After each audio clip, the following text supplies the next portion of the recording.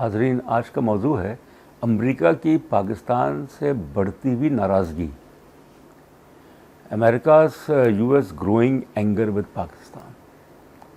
جب سے امریکی افواج کا انخلا ہوا ہے، جس کو تشبیہ دی جاتی ہے کہ امریکہ کو شکست ہو گئی افغانستان میں، امریکہ افغانستان سے بہت ہی کہنا چاہیے کہ ہیوملیٹنگ طریقے سے نکلا ہے اور طالبان جو ہے وہ دوبارہ قابض ہو گئے ہیں، تو وہ سارا ملبہ جو ہے وہ پاکستان پہ ڈالا جائے۔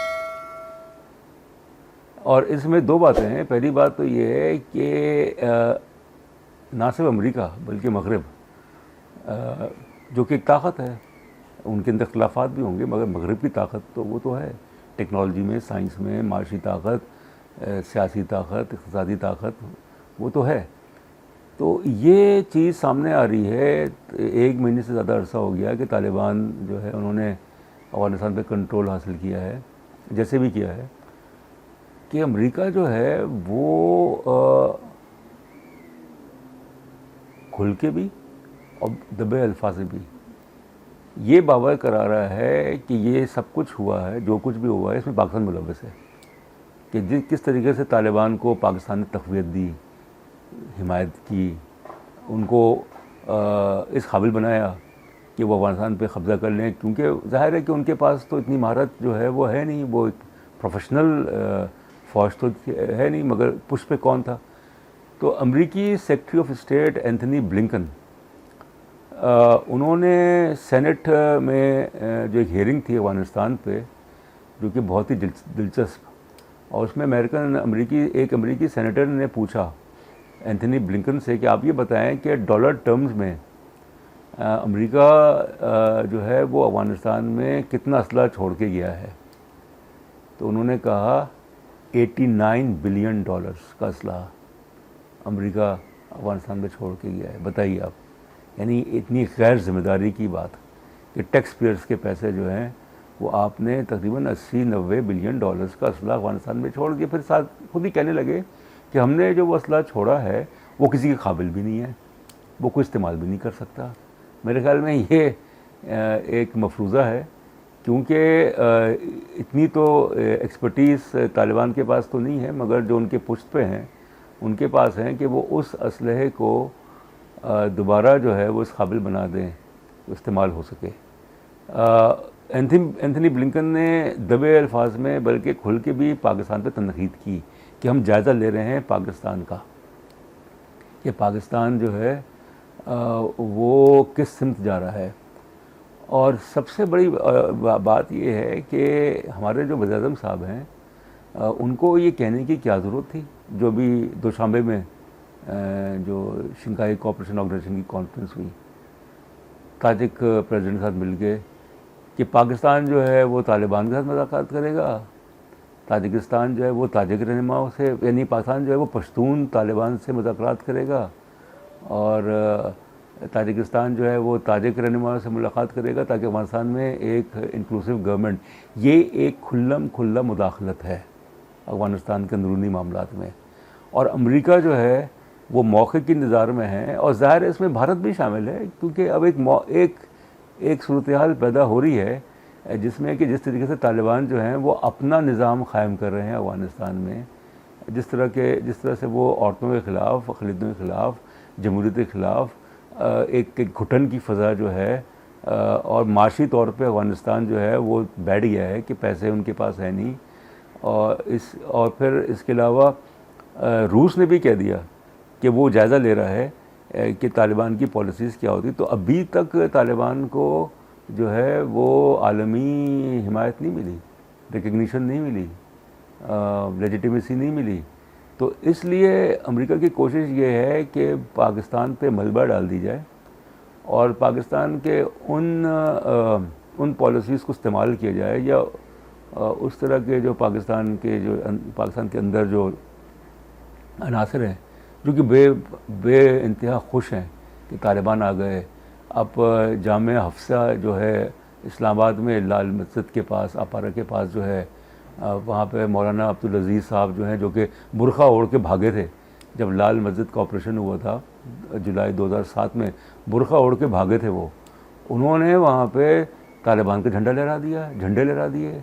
یہاں پہ بھی یہ چیزیں شروع ہو رہی ہیں, پاکستان میں بھی شروع ہو رہی ہیں کہ وہ ناصر جو کہ طالبان کے آنے پہ بڑے خوش ہو رہے ہیں کہ پاکستان میں بھی اسی طرح کا نظام آئے گا, تو اب ظاہر ہے کہ اس میں امریکہ کو موقع ملے گا کہ وہ اقدامات کرے. اور اسے پتہ ہے کہ پاکستان معاشی طور پہ ایک قدم آگے نہیں بڑھ سکتا بغیر مغرب کی حمایت کے. IMF, world bank, Asian development bank کی مالی معاونت کے پاکستان ایک قدم آگے نہیں بڑھ سکتا.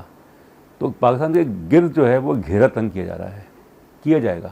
اور آپ یہ نوٹ کریں کہ اس عرصے میں بھارت تقریباً خاموش ہے, مگر پس پردہ بھارت اور امریکہ میں ایک کہنا چاہیے کہ انڈرسٹینڈنگ ہے.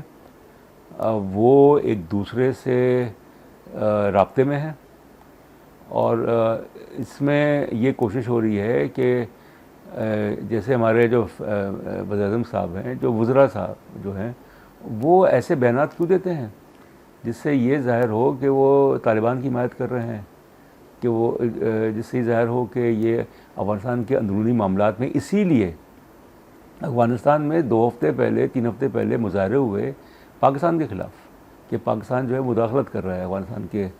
تو امریکہ یہ دیکھ رہا ہے کہ ہمارا سارا کا سارا جو وہ تھا, جو حکمت عملی تھی, جو ہماری کوشش تھی, حالانکہ اس میں جو ذمہ داری ہے وہ تو امریکہ کی ہے. اشرف غنی کی حکومت نااہل نکلی, اس نے لٹ ڈاؤن کیا, کیونکہ جنگیں جو ہوتی ہیں وہ پیسے سے نہیں لڑی جاتی. جنگوں کے لیے فتح کے لیے جذبہ ضروری ہے, اور جذبہ نہیں تھا. جو افغان فوج نیشنل آرمی کے پاس جذبہ نہیں تھا, اشرف غنی کی حکومت پر جذبہ نہیں تھا, وہ انتہائی کرپٹ قسم کی. مگر وہ تو جو ہونا تھا ہو گیا. اب امریکہ کے ہاتھ کھلے ہوئے ہیں. امریکہ کو کسی قسم کی کوئی فکر نہیں ہے, کیونکہ وہ افغانستان سے نکل چکا ہے. پہلے اس کی مجبوری تھی, 31 اگست تک 30 اگست تک امریکہ کی مجبوری تھی. پاکستان ایک مجبوری تھی امریکہ کے لیے, پاکستان کی چاہیے تھی, حمایت چاہیے تھی وہاں سے انخلا کے لیے اور معاملات کے لیے طالبان. مگر اب تو امریکہ افغانستان نکل چکا ہے. اب جب امریکہ افغانستان نکل چکا ہے پوری طرح سے, تو وہ ظاہر ہے کہ قدرے آسان پوزیشن پہ ہے کہ پاکستان کو نشانہ بنائے. وہ کیسے بنائے گا یہ تو وقت ہی بتائے گا. کہ اگر امریکی صدر جوزف بائیڈن نے تقریباً 9 مہینے ہو گئے ہیں, 8-9 مہینے ہو گئے ہیں اقتدار میں آئے ہوئے, ایک دفعہ بھی پاکستان کے جو وزیر اعظم ان سے بات نہیں کی, ٹیلی فونک رابطہ نہیں ہوا.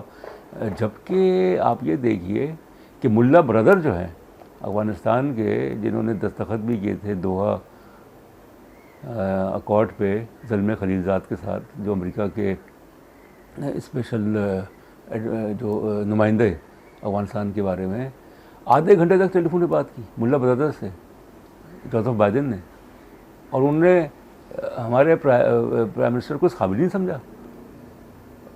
جوزف بائیڈن جو ہے امریکہ کے صدر ہیں, کمانڈر ان چیف ہیں, بڑے مشکل میں ہیں آج کل, کیونکہ ان پہ بھی انگلیاں اٹھ رہی ہیں کہ وہ نااہل ہیں.